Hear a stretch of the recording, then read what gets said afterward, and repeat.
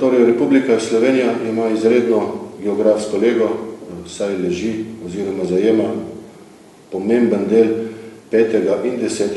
transportnega evropskega koridorja. Vendar moramo se zavedati, da naši komitenti, poslovni partnerji ne bodo zaradi tega prišli sami, torej moramo vzpostaviti konkurenčnost.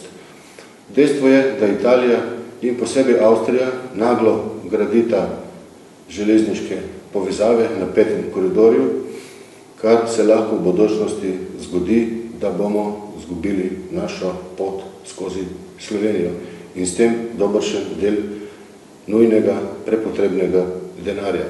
Torej, infrastruktura je zelo pomembna, predvsem na 5. koridorju in pa Luka Koper, Divača in potem naprej proti Madžarski in Avstriji.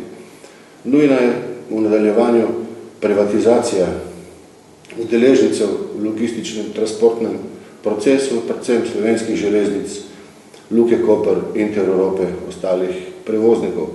Govorim o delni privatizaciji, s čimer bi povzročili večjo konkurenčnost na evropskem trgu in pa seveda država bi pridobila dobršen del denarja, predvsem s privatizacijo ali prodajo deležev Soda in Kada.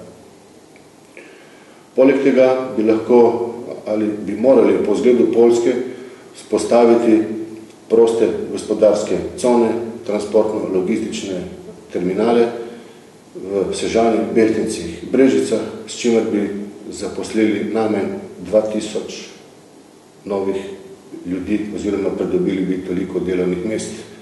Nujni bi bili hitri postopki za to in pa seveda davčne olajšave, s čimer bi pritegnili tuj kapital in tuje partnerje.